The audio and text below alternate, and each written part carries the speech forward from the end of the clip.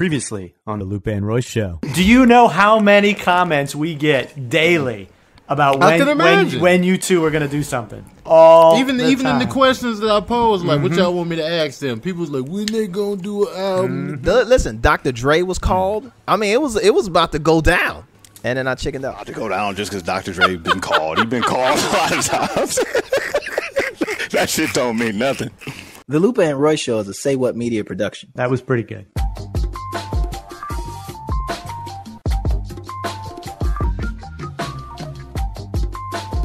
Yo, what up? This is Lupe Fiasco, and I still be singing in the shower. Yo, what up? This is Royce the 5'9", and I'm still sitting in the same spot waiting on the Grammy. And this is Tom. I'm just a regular dude eating his Magic Spoon cereal. So, yo, Royce, what had happened, cuz? What had happened? Give us the whole story. Give us the whole day. Starting at 2 o'clock when you logged in to the platform. It's pretty underwhelming, fellas. I had to go out to Cali to do a show, but I wanted to make sure that I got back because I wanted to be here during the Grammys because, as y'all know, they did everything virtual. So, for the majority, did y'all watch the ceremony or no? I did. Any of it? I did. So you seen most of the people were just like at their houses and shit. Yeah. So I was sitting in this same spot. So I basically had to check in at a certain time, and the rap category, the rap album of the year category, was the very last category. So I checked in, and it went this fast. The nominees for rap album of the year are, and they named everybody, and the winner is Nas, and I'll accept this on behalf of Nas. And that was it. That was it? As soon as Harvey said, I'll accept it on behalf of Nas, I just closed my computer. So wait, Nas didn't even accept the award? They didn't go to him? He wasn't available. They should have given it to who was available. Yeah. I was available. Freddie Gibbs was available. He had on a whole fucking suit. I saw Freddie Gibbs' suit. D Smoke was with his mother. Jay Electronica had a whole Rock Nation listening party. And the one guy who wasn't even there wins it. He deserves it. He does deserve a Grammy. He deserves payback from the years that he got duped. So I'm happy it was Nas. I mean, if it had to be somebody other than me. So what are we doing for next year? As far as what? Now you got to get back on it every year. He trying to put you into. Man, don't start chasing them Grammys, man. Tell him when you start chasing them, that's when they start running. Bro, last time I chased something, I got a Charlie horse. I can't be out here chasing. Well, it was a good run. It was a good run. What are you talking about? It was exciting. He still get the nomination medal, which is gonna be dope.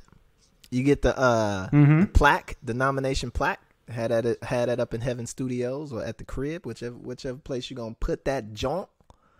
I'm still excited. I'm still excited that you got nominated, man. I'm more excited. I'll put it to you like this, and this is real talk. You ready for this, Royce? I'm more excited that you got nominated than I am excited that Nas won. That's understandable. You know what I'm saying?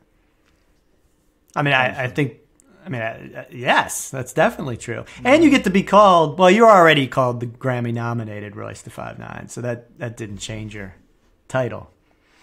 Oh, it changed it. You should see me at the grocery store. I'm a problem. Do you have it printed on the credit card? The Grammy nominated. I'm the problem in the checkout line. You don't want a fucking piece of me. Shit. Did you actually watch the Grammys themselves, that on TV version, or did you just shut it off? You were done. Why would I do You were done. You were done. You know what? You know what stood out to me, which somebody on Twitter Twitter is such a monster of humanity, right? Somebody mentioned how how you was just saying, Royce, like, yo, why would I watch it, right? And you would think like, oh man, you can't say that because next time the Grammys might be, you got to keep up the presentation, and maybe they'll give it to you next year, right? So I was thinking about that. Then it flipped in my mind immediately. It was like, nah, because Kanye won this year, right? He won for like best Christian whatever, right? But did you know, like 6 months ago, he actually put his Grammy in a toilet and pissed on it? What do you mean? Did I know? That's one of the greatest things he's ever done. And instead of him being banned thoroughly from disrespecting the Grammys, he won another one. It's crazy. Well, he's really religious. That part. Wait, he won another one, but that means you don't just win one, right? You have to actually put the paperwork in and all of that to be nominated, correct? You didn't hear the Kirk Franklin phone call? Pissing on a Grammy is just a Christian thing to do. Oh, damn. See, I don't know the Kirk Franklin phone call. Shout out to Kirk Franklin. Shout out to Kanye. You don't know about the Kirk. Yeah, shout out to Kanye and Jesus Christ. You don't know about the Kirk Franklin. Nah, I have no idea. I have no idea what's going on. Should we play it right now so I can get an understanding, so I can get caught up? I'm in the dungeons, baby. I don't know what's going on. Well, it really shouldn't be news because of the kind of fathers that me and you have. So you just cussing the son out. Just cussing the son out. No big deal. Oh, man. Oh, Dad. He's just cussing out. I mean, sometimes you got to cuss out your kids, man. Sometimes. People think that religious people are just like saints all the time. Nobody's perfect. Nobody's perfect. I mean, nobody is perfect. Wasn't Abraham going to slit his son's throat? Like, that was a whole, God told him to do that. Kill your son for me. Well, what was the Grammy doing in the toilet? Where else was he supposed to piss at? Who put it there? I'm just saying, the only reason I brought that up is because when you was like, nah, I didn't watch it. And you think like, no, man, you got to be on your best behavior because the Grammys, right? But then it's like, well, if Kanye could piss on a whole Grammy, right?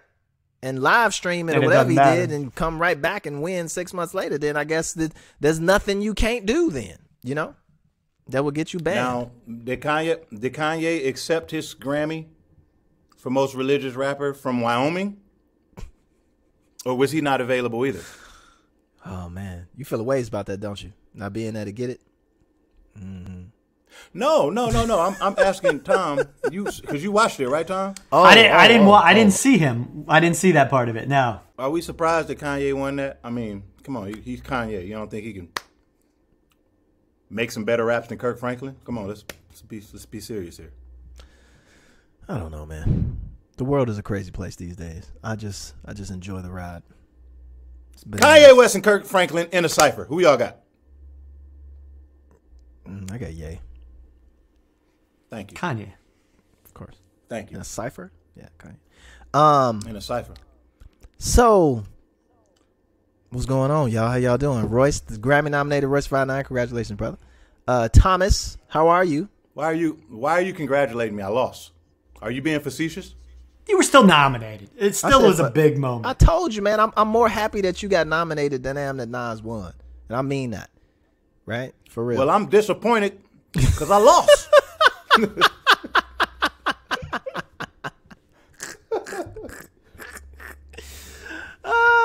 Man. Nah, man, you did good. I didn't even care. I didn't even care about the Grammy till I lost.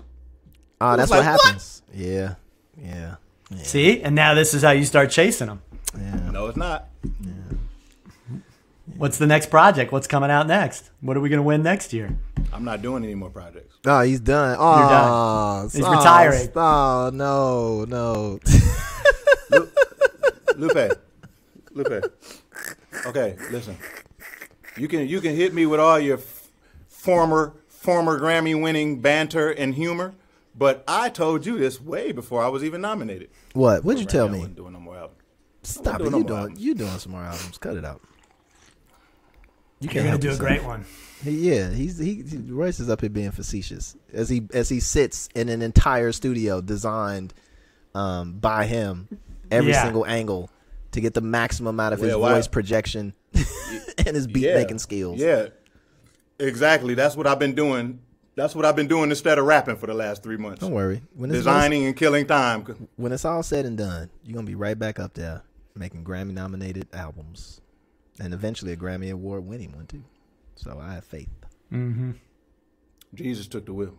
Jesus took the wheel, bro. You funny. Jesus took the wheel, bro. Yo, can we talk about this fake-ass T-shirt? And I will be sending folks to come see both of you. Because I noticed. What shirt? You know what I'm talking about. You know I do know what you're saying. You know exactly what I'm talking about. That made my whole night. That made it all the way to my mama. Just want to let you know that. My mama, Royce, that made it all the way to my mama. My mama was like, yeah, so I seen Royce wearing one of your shirts, baby. Baloo, listen.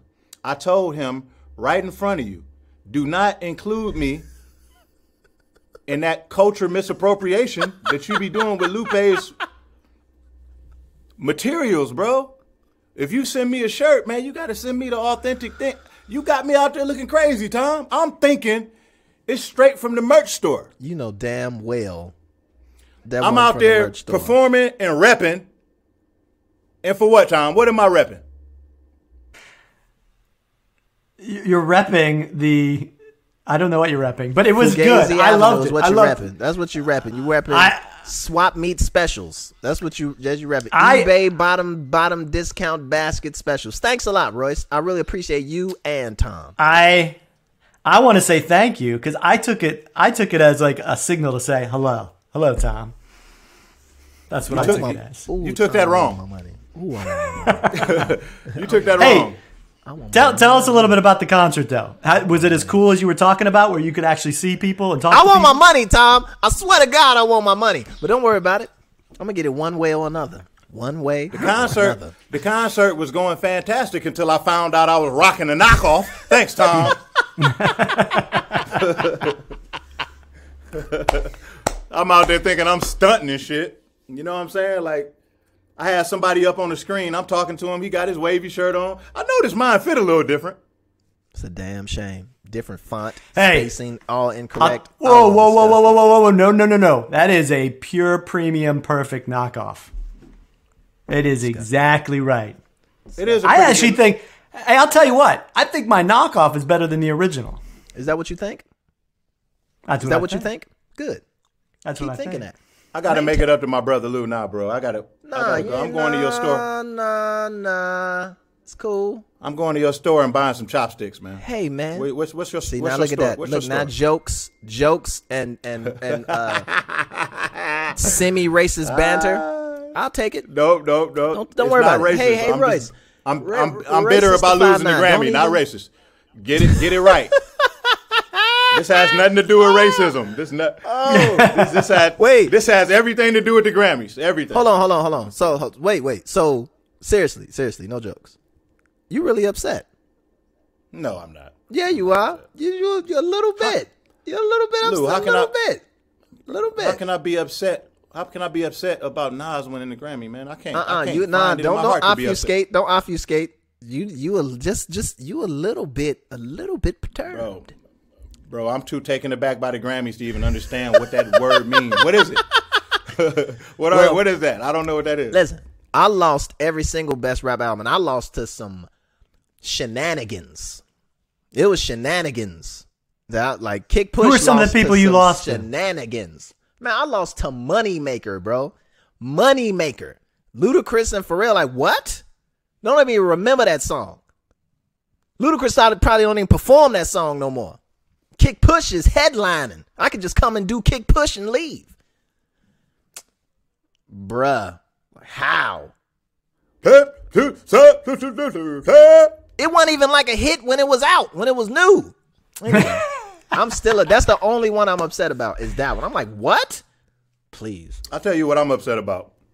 Everything on your fucking site is sold out. What the fuck? I get that money, Shout to the fans. The reason that you don't get mine. Shout out Lupe fans. You might want to restock. Oh, restock's coming soon. I just dropped some stuff off at the warehouse. Coming real soon. Don't worry, y'all. It's coming. We got to restock on the incense. Oh, and guess what? CDs. And guess what? Every order gets a set of stickers. holla at your boy. A couple stickers, maybe not a set, because that implies that it's more than 2, but it's just a couple in there for you. Every and got some new shirts on there as well. So shout at shop.lupefiasco.com. Coming soon. May not be time you hear this podcast, but restocks are on the way on the wavy side, and we got some additional things coming real soon. Shout to the cool.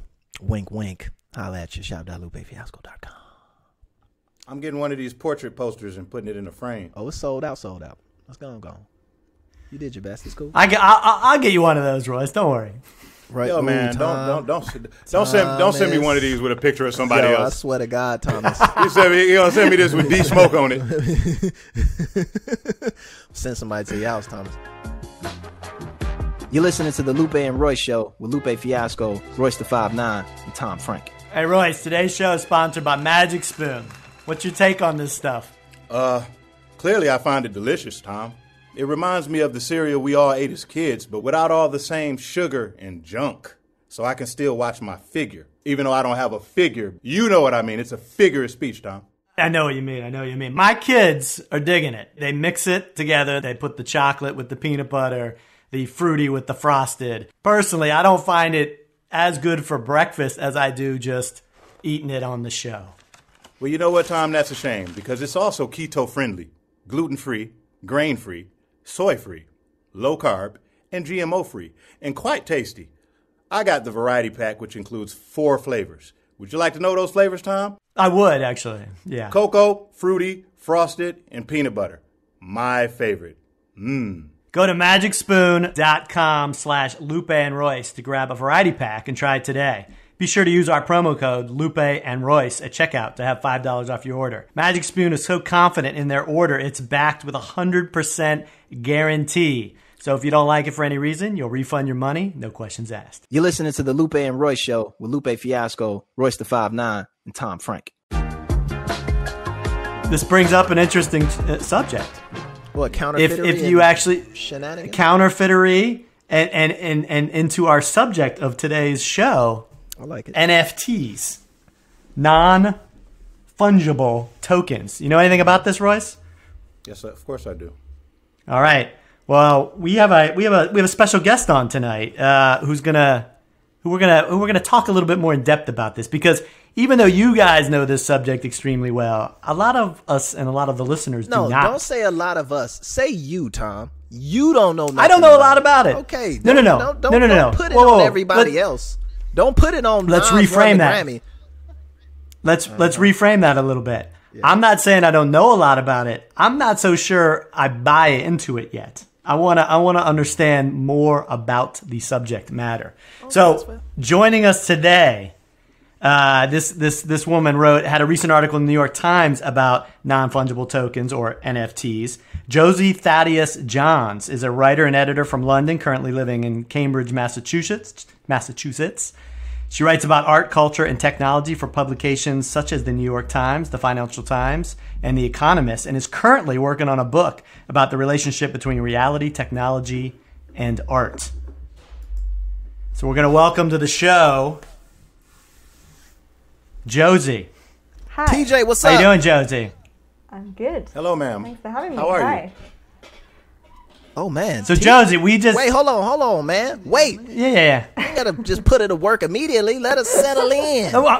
You know what I'm saying? Settle Get in. comfortable with us. You know what I'm saying? You just trying to go straight for the jugular, like, and to give us your dissertation. I'd love that, actually. Buy the lady a drink first. Damn, Tom. Thank you. What's up, TJ? Just going right in. I'm good. Yeah, I'm good. Thanks for having me. I'm excited to be here. I've never actually been on a podcast before, so... What? Pretty excited. Yeah, I know. Why not? Why haven't I been on all the podcasts already? I'm going to ask you a question. I'm going to be very forward, and you answer however you like, okay? Are you really okay with him calling you TJ? I just want to make sure before I start calling you TJ. I've got JTJ a lot. That's more common because JTJ. So which do you prefer? I'm fine with no, I think I prefer JTJ. It just sounds better, you know?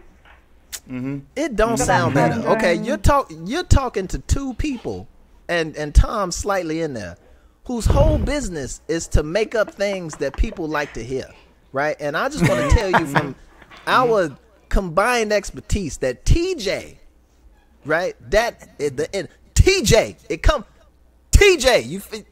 It sticks. You know what I'm saying? JTJ is a little like I gotta do the J for JTJ. TJ, son. That T is strong. All right. Coming in strong. TJ it is. My name is Royce. Okay, the professional. I'm a Detroit G, okay? And the G does not stand for Grammy, all right? Just want you to know that. I appreciate Doesn't stand for Grammy. You can call me a gangster. You can call me gullible, anything you like. Just don't call me Grammy Award winning. How are you this evening? I'm okay. Josie, hold on. Josie.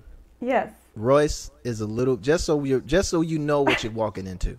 The landscape here. Royce is a little bit upset because he's fresh off a Grammy loss yesterday. I'm sorry. Yeah, I should have. He's a little sensitive right now. Got it. They didn't even have to bring that up. They're doing it to you on purpose. We're having a great conversation, and here he comes out of nowhere. Make sure you knew that he lost the Grammy. Tom, take the reins. JT. I'm ready. Take the reins. Someone. Hey, JT. Stop wasting this. Would you consider a Grammy fungible?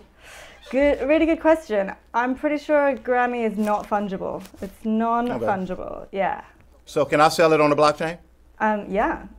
You can for sure. Got to win one first. You gotta have one. Maybe that can be a good NFT someday. I'm sure it would, but I also think there's probably better uses for a Grammy, right? I mean. So how does it work? So this is actually quite a good example, actually. So non-fungible token, as you've just mentioned, is something that can't be exchanged for anything else, right? If you get a Grammy, that Grammy is really not. You can't exchange it for another one. It's the thing that it is, and the fact that someone owns it, that someone has won it. Sorry, is the point. His name is Nas. His name is Nas. Yeah, go ahead. Mm-hmm. That's the point. You can't once it goes to that person, it can't be faked, right? Because it's on the blockchain. So there's a decentralized system of servers, and it's all being authenticated. I mean, the blockchain is a whole thing, but the whole point is that it makes something unique that otherwise might not be unique, like a digital file, for example, like a music file, video, image. So those are the things that we tend to be using as NFTs these days. Are you with me? Are you with me on the blockchain stuff? I think that's the question. Yeah. It's just the part where you use the analogy about the Grammy. Could you say Soul Train Award? Would you please? Royce, let this woman work. Could you please let her work? And JTJ, could you please stop talking about the G word, please? Thank you. It's over. Okay. The G word is We're never gonna say that again. Yes. Fungi. I got a Spirit of Detroit Award right over there. That's way more important in many people's books. Yeah, keep telling yourself that. You agree? Words hurt, Tom. Words hurt. JTJ, do you have an NFT? I don't have an NFT. I actually just tweeted today that I'm really mad because people are selling tweets as NFTs. Also, you can make an offer on someone's tweets, right? Jack Dorsey, might have heard of him. He started Twitter, and he's selling his first ever tweet, and the bidding got up to 2.5 million. As of last week, so that's a lot of money. It's going to charity. So people are doing this, and I just tweeted today. I'm really disappointed that no one has offered me a single Ethereum ether for my tweets. Well, what charity are you looking to donate to? I was just thinking about so check it out, right? How do you go about making a tweet into an NFT? You offer someone Ethereum for it, and if they accept it, then that's the transaction done.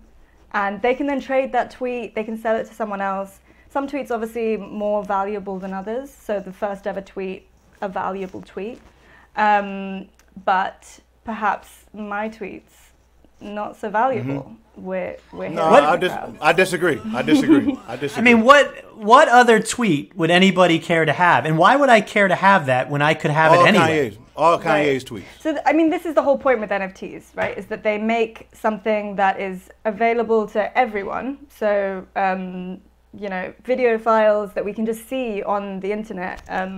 We can just click on all of these marketplaces that are selling NFTs. You can look at these video files, watch them, consume them. Image files, right-click and save, and you've got it on your computer. You can look at them and consume them as much as you want, but what you can't do is own them on the blockchain. And that is the thing that is being sold. So in the same way that, what is a tweet worth is really just about what people think it's worth. So it's just a commodity. It's like a trading card, a certificate of authenticity that says, I own this thing.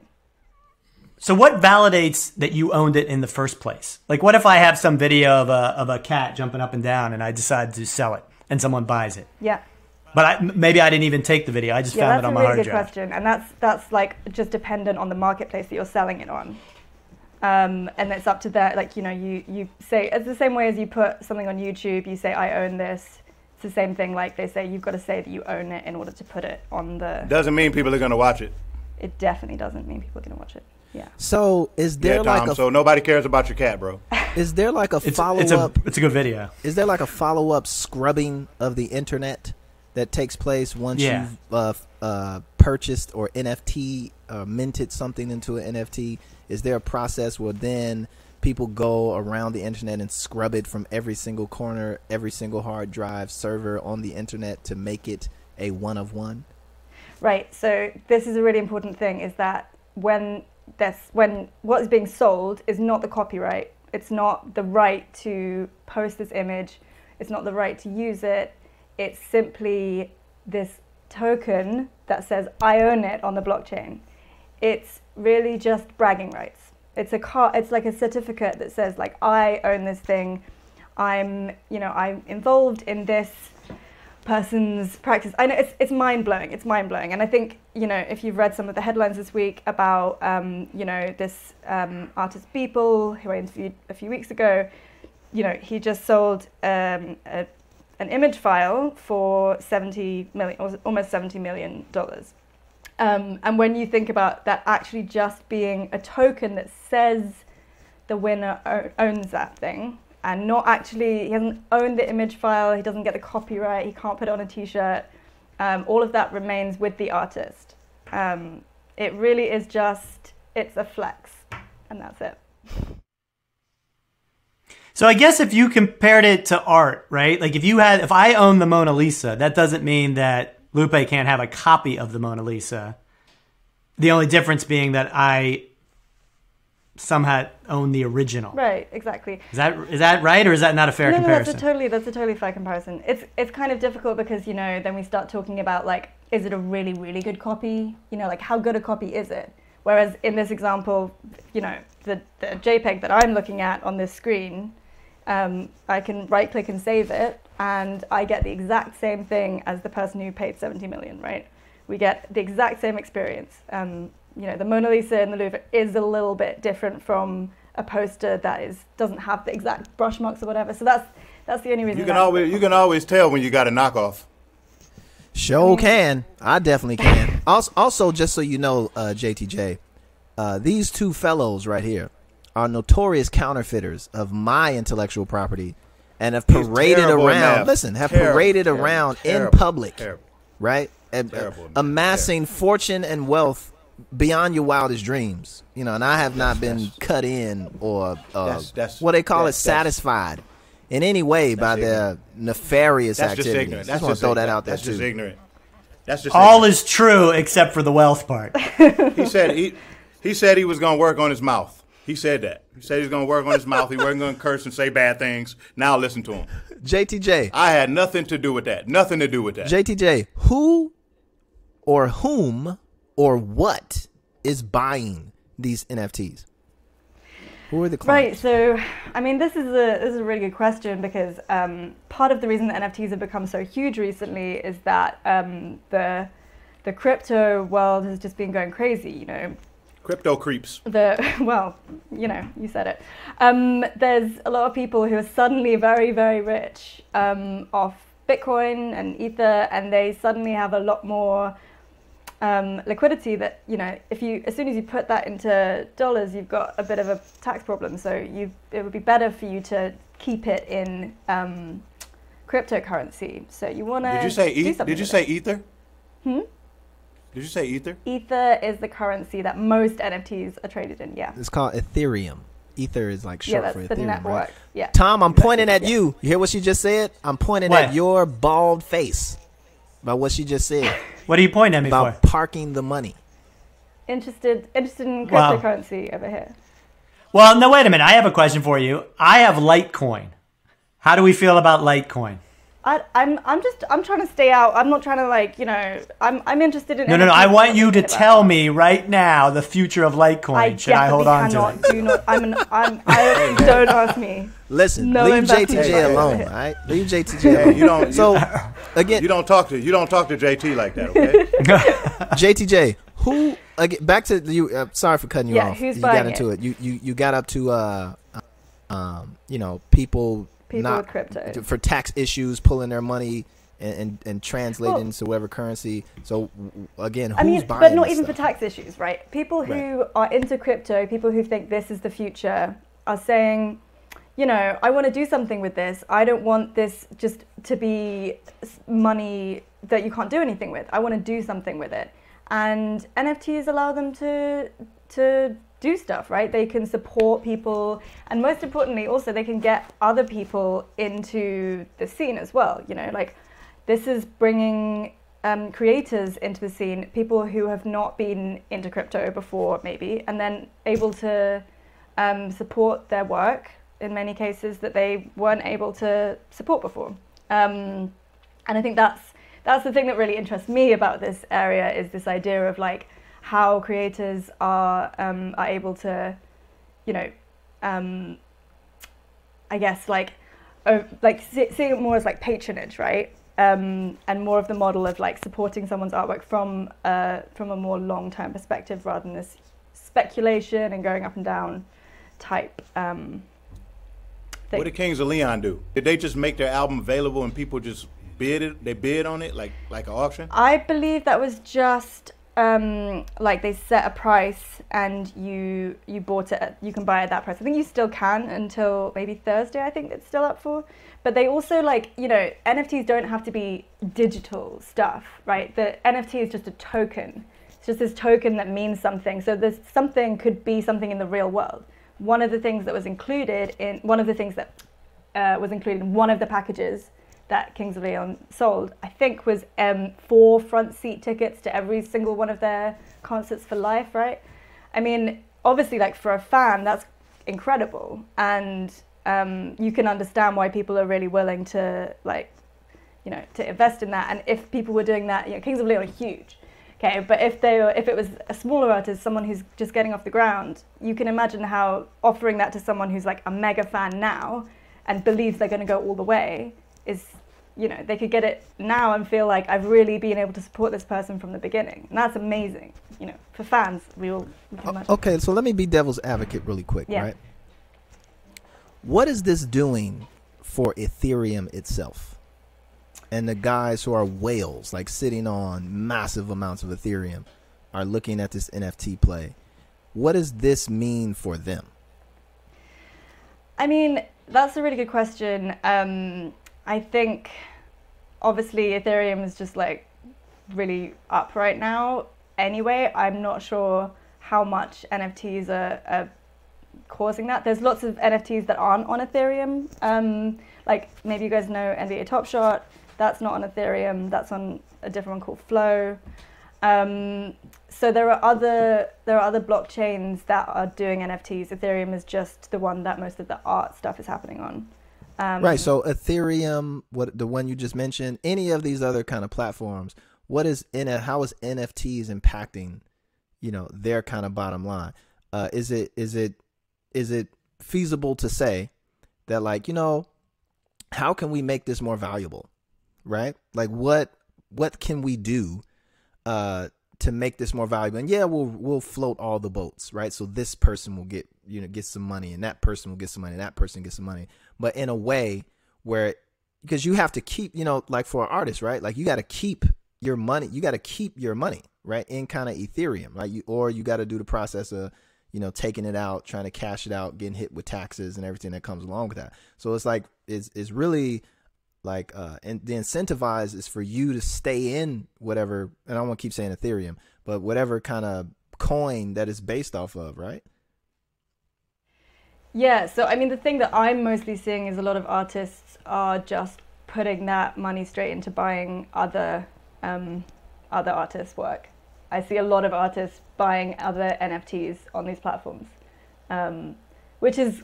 So it's all staying within the system, in essence. Well, yeah, but... Okay, so yeah, you can see it as like, obviously this is increasing value in various cryptocurrencies that are being used. But on another, in another way of looking at it, if you're using a social network or something, that social network is much more valuable to you if you have more people on it. So what these people are doing is pretty reasonable. If you're on Twitter and you're like one of the first 10 people on Twitter, it's kind of crap experience. You want everyone to be on Twitter. So you're like, come on, get involved. Like, I'll make it easy for you and I'll make it fun. That's kind of natural. So obviously there's a financial element, and I totally hear you. It's getting a bit crazy, but I think that on a social level, I get what's happening. People, want to be involved. JT, I'm gonna just come on out with it. What am I supposed to do when I get my STEMI check? Can I put that? Can I put that on the blockchain? Can I buy something? Would they accept cash? How does that work? You have to transfer it into some kind of cryptocurrency. I mean, I say you have to. You don't have to at all.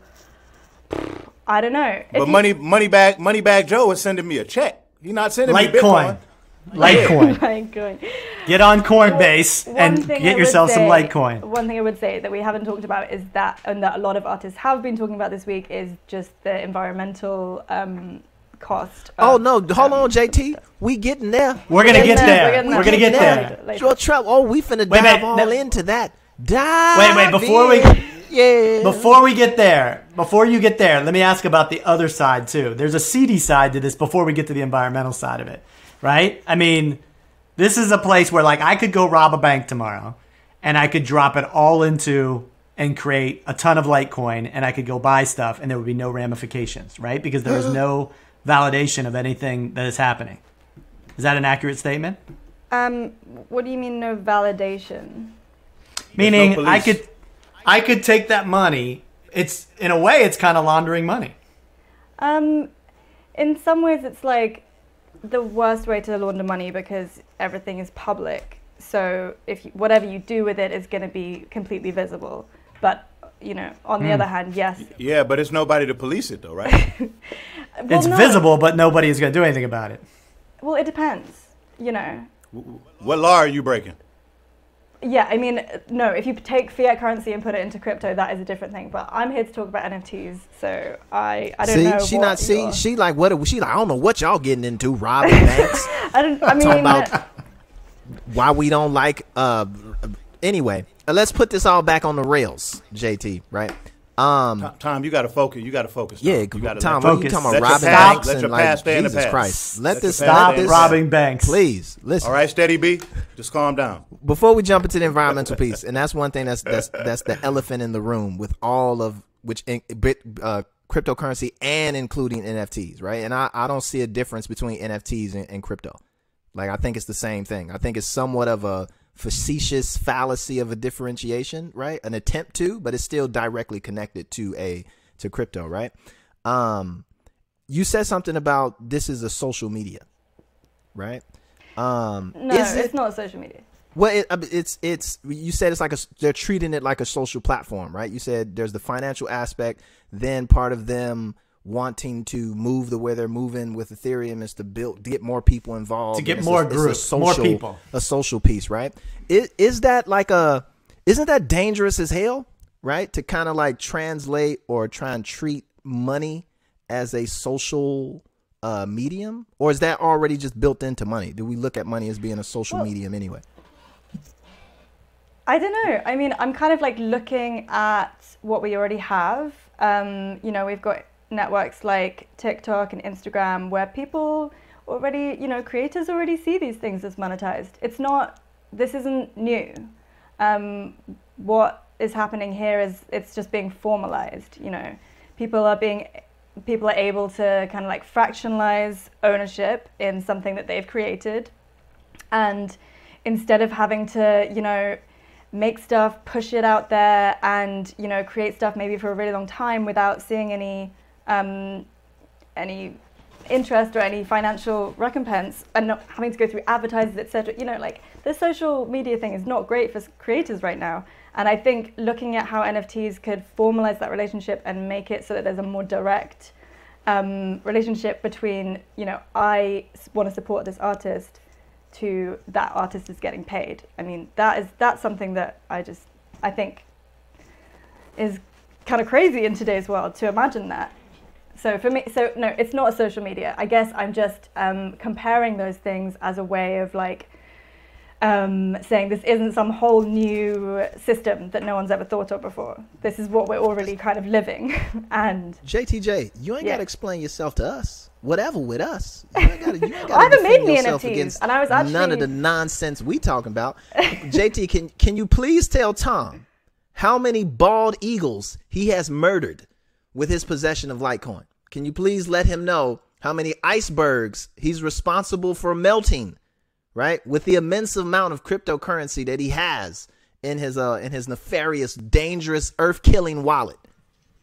Am I the only one with cryptocurrency on this call right now? I have a tiny bit. It's not. I got a stimmy check.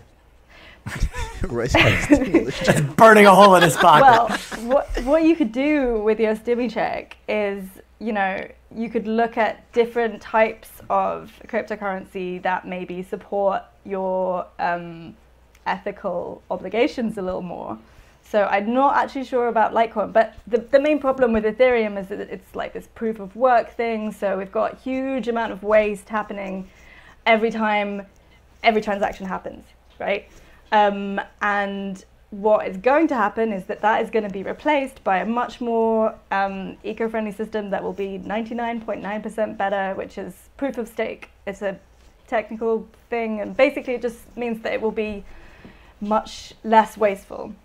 But it's really complicated to transfer the whole network onto that, and it's around the corner, but it's not quite there. But in the meantime, there are loads of other people working on this area. It's not like Ethereum is the only thing. There's a lot of other blockchains that are trying to make sure this happens. And also it's like, you know, from my point of view, I never want to think that it's going to happen because it's environmentally better. Like, I think people don't really tend to do those things. What it is going to be is cheaper and faster, and I think that is going to convince everyone, and it's going to make it definitely happen. That's where I see it going. So wait a minute, explain to me more how I'm killing bald eagles there. You're telling me that just the production and of cryptocurrency is because of tell me more about the environmental impact, because I don't fully understand that. Right. So every time a transaction happens on the blockchain, all these computers are competing to solve this problem, and they're competing so much that it's using up a lot of electricity, such that it's using up, like, you know, whole houses worth of consumption. I could find you some better figures, but, you know, the figures are also not great. We don't have like perfect figures on this stuff, but it uses up a lot of electricity. That's, you know, unambiguous. So what uses more electricity? Tom's Bitcoin or my Tesla? I'm pretty sure it'll be the Bitcoin. I don't have Bitcoin, by the way. I wish I had Bitcoin. Well, I don't know. I have Litecoin. Litecoin. It doesn't matter. It all uses up the same electricity. Bitcoin is like the most wasteful. If you're going to get any of them, if you want any of them to not get, that would be the one to avoid. Litecoin is like the diet version. It uses less energy. It's much better for the environment. Yeah. What is the ceiling on NFTs, right? There seems to be a limit on things, right? Like crypto in general, and then these offshoots of crypto and spinoff, right? It seems that there's you can do anything until the end of time, right? And then there'll never be but even a Bitcoin has I think a mathematical limit, right? There's only so many coins that can be mined, right? But that doesn't mean that those coins can't be speculated through the roof, right? So like is that the same thing with NFTs, that there is limit in terms of how many can be minted, or can we just start minting these things forever? And then what does that mean from a scarcity standpoint and a value standpoint? That's a really good question. I don't actually know the answer whether there's like an It's not a good question. But I mean, the way you're talking like a ceiling, I don't know if you're talking about like the price ceiling or you're just talking about the scarcity ceiling. Both. So the price ceiling and the scarcity ceiling. Like, do you see there being like, yo, dude just sold that for $69 million, right? And then the very next day, an actual painting from like an actual master came up, and it was like valued at like $6 million. They're gonna saturate it, Lou. They're gonna saturate it like people do everything where they see dollar signs. So from a pricing standpoint, you know how it goes. Do you see a ceiling? And then from that scarcity standpoint, like quantity, the amount of these that are actually going to be able to happen. So again, the thing that I'm like more interested in is less this kind of like speculation stuff of seeing like where the prices can go. I'm more as seeing this as like an alternative model of supporting artists, right? So from that point of view, I don't think that price ceilings are really super helpful, because I think most artists just have different economics, right? Of what they need to, what they're gonna make, basically. I like the way you just put him in his place. That was like gang banging for real. Well, I mean, isn't that what we all want? We all want artists to be paid for what they're doing properly and not go through these crazy, streaming services. Right, but isn't it middlemen? Is every artist worth $70 million? Is every artist worth like $6 million? And is it like, are there artists who are like people who aren't artists who are making NFTs, right? Who are like tons of money and mopping up all of the kind of the low. And when I mention how many can be minted and who's the buyers, like how much money is out there to be spent on these things to maintain these prices, right? In a real serious way. So is the same thing kind of like Spotify.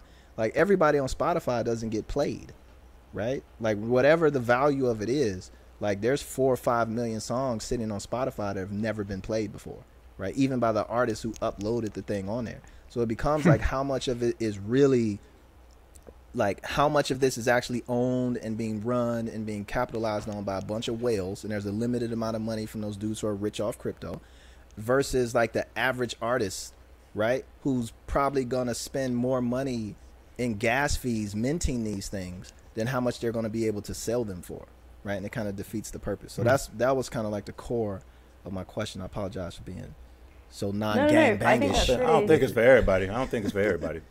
Well, obviously every artist isn't worth 70 million. That seems basic, right? I don't know. That seems obvious to me. But I do think that every artist like deserves to be paid for what they're doing, and really value is just about what we all say it is. If we all say that thing's worth 70 million, or if the people who have money say it's worth 70 million, it ends up being worth 70 million. And that's just like capitalism, right? They got digital artists this big in that space. You know what I mean? Like a lot of people going to them trying to get them to collaborate on something with them. It's just like everything else. Like everything else. Just because you're putting art on there don't mean it's about to be fucking, it's about to go crazy. The piece was like how much gold is actually in the ground. Because it comes across as if it's an unlimited resource. People don't even know about where the coin comes from, right? That it is this huge environmental impact. More electricity than whole cities is being used on one Bitcoin farm or crypto farm. So it becomes like there is scarce resources on one side, but as it kind of gets to the middle and in the mainstream and majority of folks' ideas and understanding of it, it's this limitless free-for-all kind of gold rush. Right. And then on the other side of that is how much gold is actually in the ground for there to be rushed towards. Right. And how long before we start hitting ceilings, whether it be ceilings of regulation, it be ceilings of like all those whales are out of money. Right. Like they've spent all their Ethereum, that they're willing to park in NFTs. And then what's actually left for the artist and who should be getting first in line? Should it be Jack Dorsey, right, who's already worth billions and billions of dollars? Or should he be giving that money towards an artist like a digital artist or somebody who's been working forever? Should he be giving that space, that auction block space, right? And just promoting so that person gets paid versus him pulling in 2 million and whatever he's giving it to a charity, whatever, like maybe they'll give it to a charity, so to speak, right? So like I'm just interested in that kind of like, you know, dynamic. Yeah, I mean, I guess I wasn't really thinking about the money running out. But I mean, you can Money just ain't gonna run out.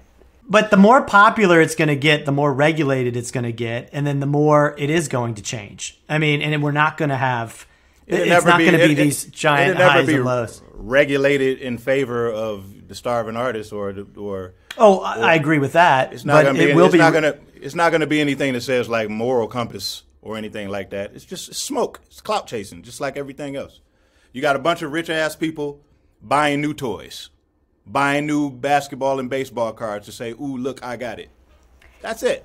Let's do one. That is accurate as to what it is right now. All I can say is that I am, I'm aware of what's going on the edges of the space. People who've been working on this for like 5 to 10 years who are saying, that this is a different model and that we're invested in something more long term. And they're not the people who are, rushing towards this stuff. I keep hearing people say like, I want artists to get into this now. Get into the space now before it all runs out. And I just feel like, no, why would you not take your time? And if you're an artist, surely you would want to make something that, and use this tool in a way that really benefits your practice and what you're interested in showing the world. I don't really get that, chasing this gold rush thing. I think that there's time. Have you seen any NFTs that you think are worthy of that type of like anything that's been produced since this rush has happened over the past like month or so? Do you think you've seen anything that has been produced that's like, oh wow, that's actually genuinely amazing and should be like heralded as being like a masterwork or something like that? I think most of the projects that I've been most interested in have been like procedural ones, so stuff that changes when you interact with it, but when it like changes hands or when it changes ownership. So like software work's a really interesting area. Things that are a bit more what's the word, like less in your face maybe. I'm also really interested in, I'm a writer, I'm really interested in how this is going to impact writers and how this might be, journalism, the media is really has problems, and I'm really interested in how this might change that space too, and how writers might be supported in this way, as well as like visual artists, musicians, etc. So I think that's something that's it's really like a garage sale, Lou. It's not about having the best shit. It's just unique, the uniqueness. So it's all to the individual. Like it's in the eye of the beholder. Like somebody may see a pair of your socks and feel like that they worth $1 million. Who are you to tell them that it's not worth $1 million? Yeah, it's art to them. So they get to buy it and they get to have it. And I got Lupe socks. And somebody may look at them and go, yo, you're crazy. And somebody else might go, fuck, I wish I had those socks. So like a up and coming artist, like a digital artist or something like that, I would just suggest to continue to sell your art just in the digital art space and not fuck with the NFTs. Wait, but where? But where? Where would you sell your work? No, I'm saying sell it. Mm-hmm. Sell it in the digital art space. If you're talking about just, because Lupe made a point earlier where he was basically saying somebody like the Dorsey guy should like give that space to somebody that's really like up and coming, talented. You know what I mean? Like this is a tweet we're talking about. But that's to me, that's how unique the NFT space is. It's just unique. It's not really even about being better. It's just unique. Yeah, I mean, I would say one thing that's really, sells is anything that is to do with crypto. So because everyone's into crypto, the thing that's really, pervades the space everywhere, as you see the Bitcoin logo, you see like memes from inside this world. It really is like, everyone wants to see this world reflected back. And that seems really sad to me, because if you want to get, different people involved, you want to get like, you want this to be a real like art space that's speaking to other people. I'd really like to see more stuff coming from outside the crypto space and that speaks to people. Don't worry, rappers are gonna ruin that real fast. I'm waiting. Is it how much of it is actually art, and how much of it is like, you know, Thomas Jefferson or I hate Thomas Jefferson, Andrew Jackson on a $20 bill, you know, just kind of like utility versus like this is meant to be a work of art? Well, I don't know. Who says what a work of art is? I feel like... I was going to say, how do you define a work of art? Listen, let's not get too far down the rabbit hole. Like, how much of these things are like Mona Lisas, and how much of these are just people just doing stuff to make money, you know?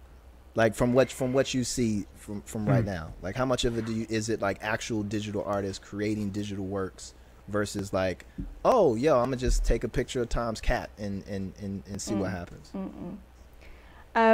Yeah, I mean, obviously there's some people who are trolling, but I think the vast majority is people who have like, you know, pretty incredible skills using, you know, CGI digital tools that are really not served by the gallery system, by like other art spaces, and this is a chance for them, for their skills to be really, and their like artistic vision to be really, you know, appreciated.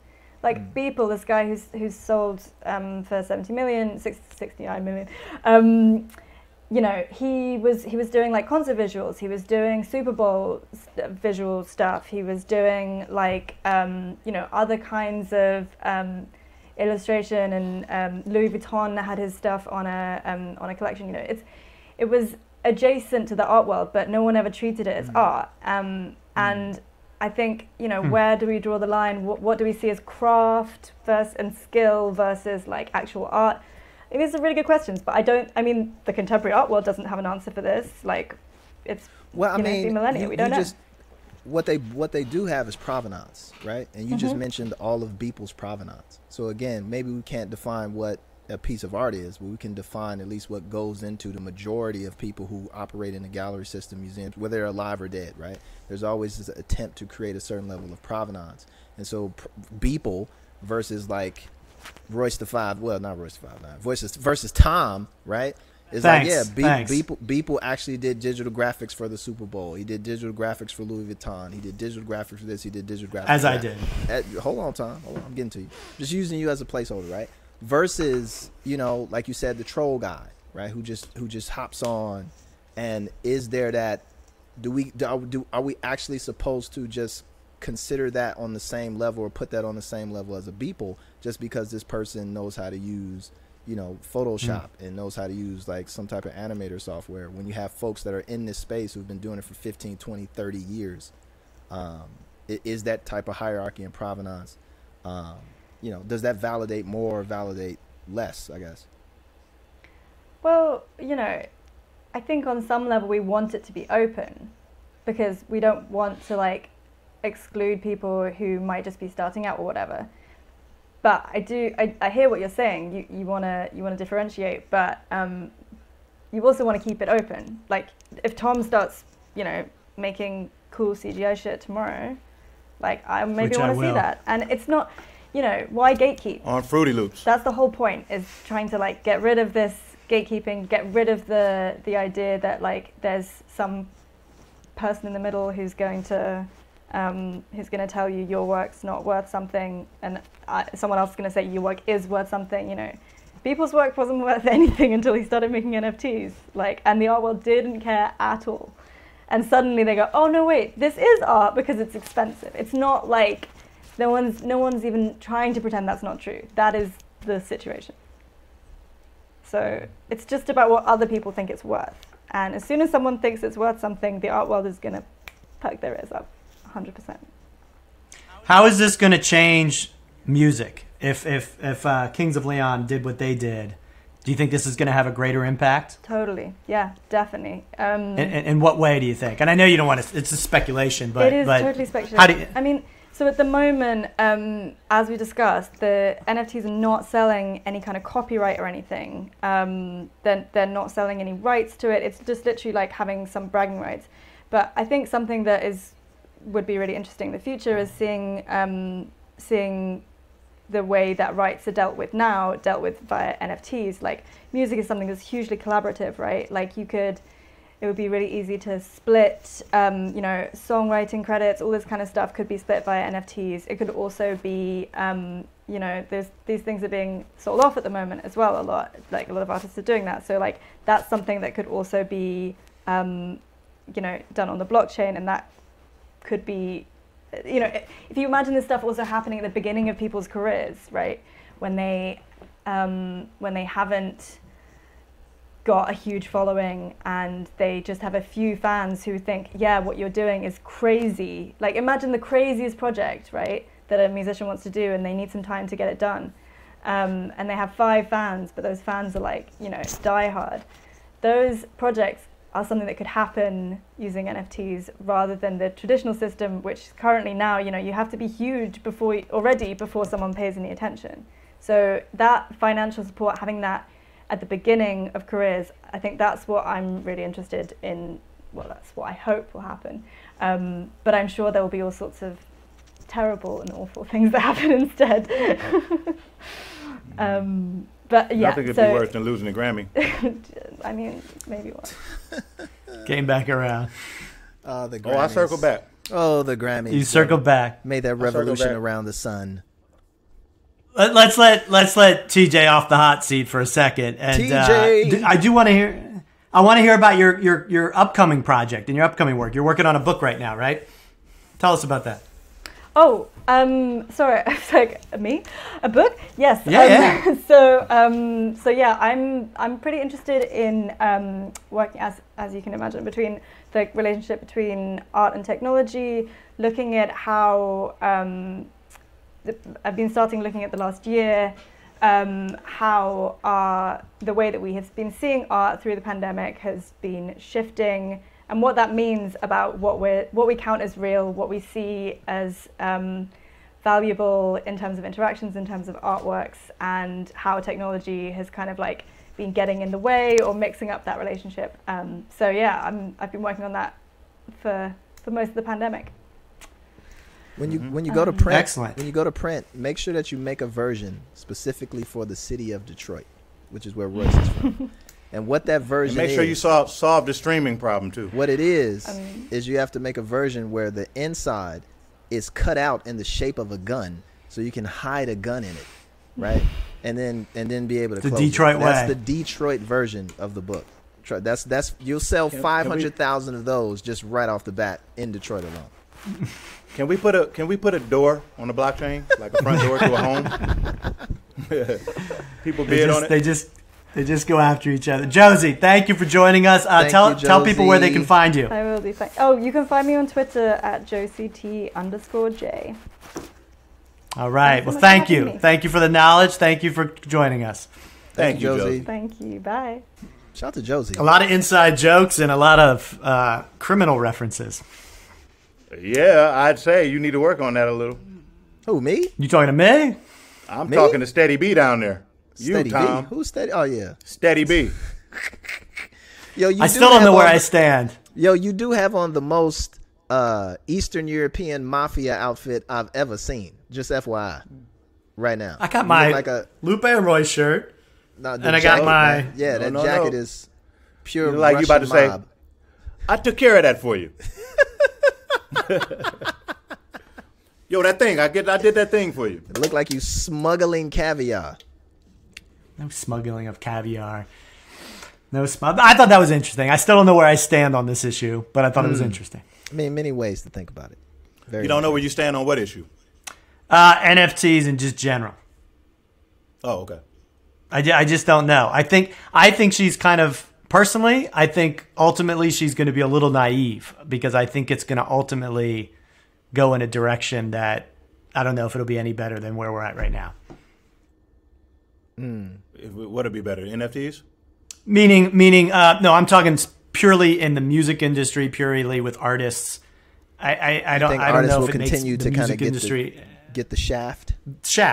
I mean, 100%. There's two ways to look at it, right? There's like the speculative get money side, and then there's like the utility of what the technology actually will provide, right? So it may be something that's just makes better workflow, right? Makes workflow easier, right? Makes certain the way contracts are processed that much more easier, that much more transparent. It doesn't necessarily mean that contract isn't still going to be like some shitty fucking contract that you sign with some mafioso, right? It still may be that at its core, but it's just more easily stored, right? More easily processed. So that it might be that side as well.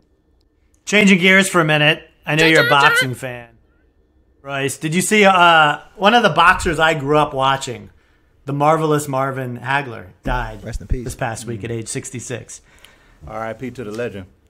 I mean, a total legend. I can remember the fights with Sugar Ray Leonard and what was it, Thomas Hitman Hearns. Mm-hmm. I mean, that's what I remember. I remember that as boxing when I grew up. Mm-hmm. Yeah, because it was on television, CBS. I guess that's why too, because we all had access to it. We all watched it before everything turned to, yeah. Like Michael Before you Jackson start taking videos. people for a ride, you would take, we would just watch boxing, Yo, now you're robbing banks and shit. Remember they used to stop the news to debut Michael Jackson's videos? Remember that? It was Michael Jackson.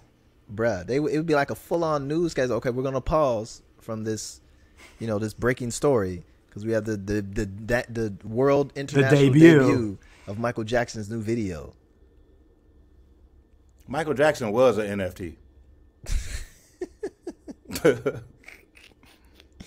He was a fucking NFT, bro. Oh man, rest in peace to the Hagler. Marvin Hagler. Yeah, Marvin Hagler. At age 66. He was young. Guys like that never really die. It's too much classic footage out there. His legacy will live forever.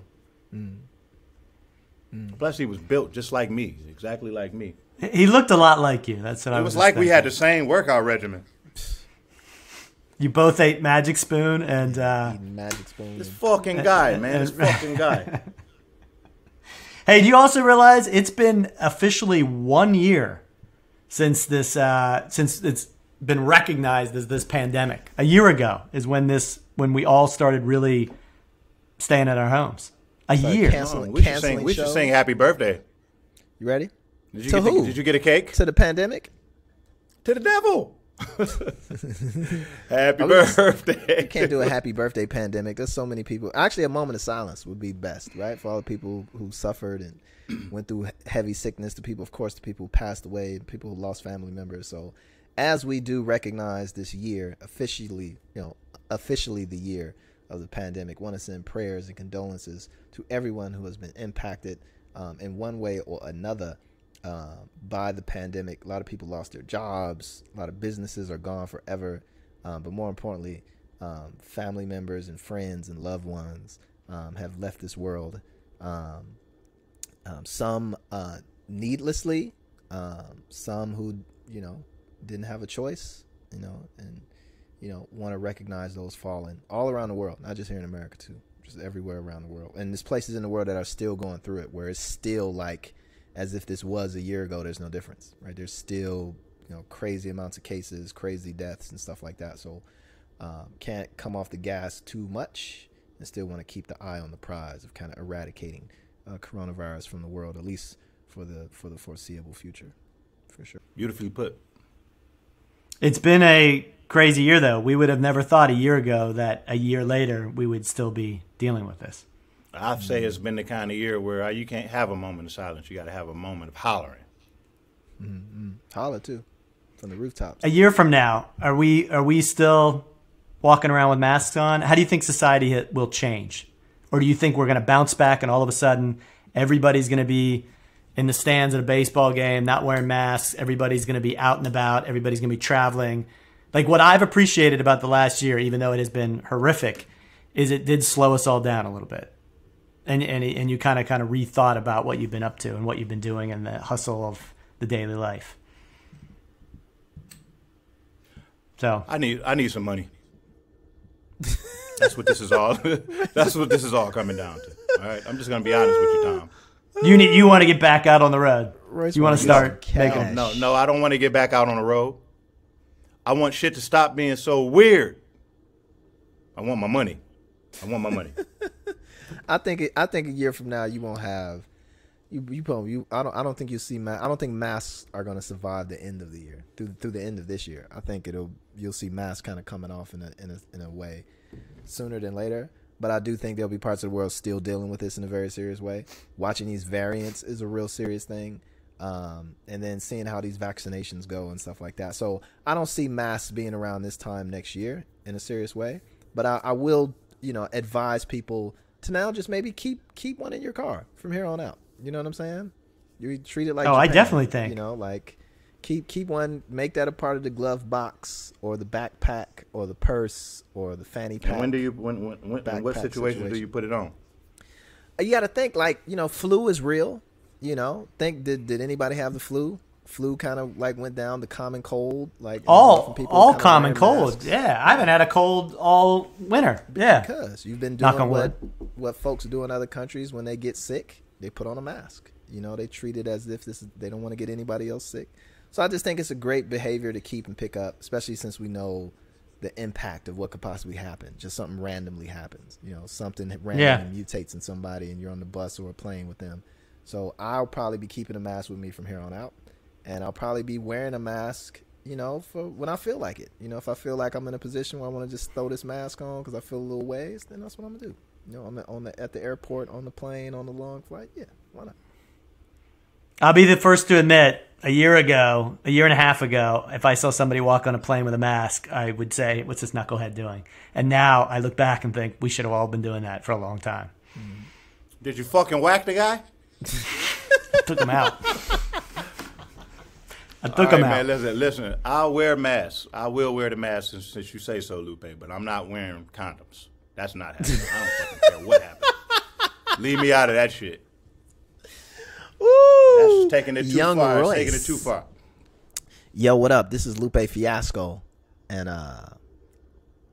moment of silence for the folks out there who've been impacted by the coronavirus. 1 year in, hopefully not another year to come. Yo, what's up? This is Royce the 5'9", and I am a very law-abiding citizen, contrary to what my good friend Tom here spews into the stratosphere about Robin Burns or something. I don't know anything about that, okay? Yes, he is my friend, but no, I do not rob banks with him. That's all I got to say. And this was a good show today. This is Tom Frank. I appreciate you wearing my shirt that I sent you at your big concert last week. I'm sorry about the Grammys, but I'm excited that you were nominated. And well, I want to say that you appreciate it because it was for Lou. I want to give a shout out to all of our supporters. Keep sending in the emails. Keep the voicemails coming. Remember, if you want to leave us a voicemail, give us a ring at 707-276-6261. And while you're at it, make sure you... That's our hotline, man. That is our hotline. And at the end of every show, we're playing a few of the great voicemails that we continue to receive. Keep them coming. Keep them coming. Subscribe if you haven't already. That magic spoon? Show us some love. And remember, Stop it! Eat your magic spoon.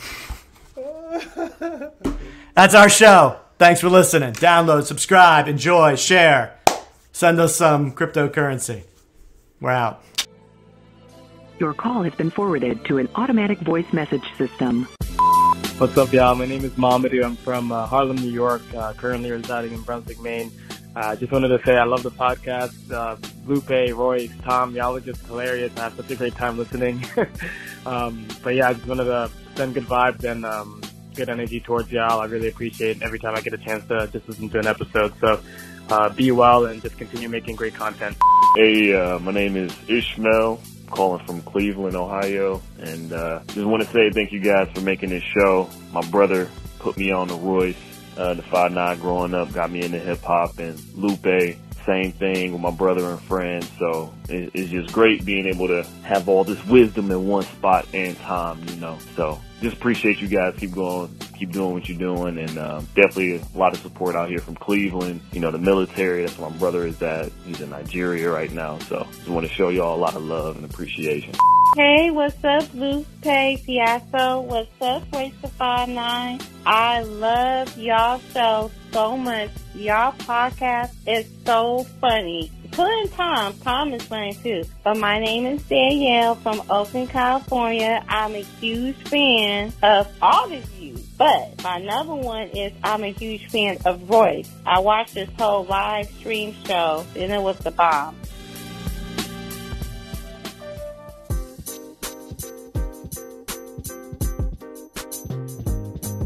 That's our show for the week. If you like what you heard, be sure to subscribe or follow. Leave us a review and tell your friends to listen. The Lupe and Royce Show is a production of Say What Media. It's recorded and mixed by Claude Jennings. Our head writer is Lauren Sloat. I'm Tom Frank. And our theme music is by, who else? Lupe Fiasco and Royce the 5'9".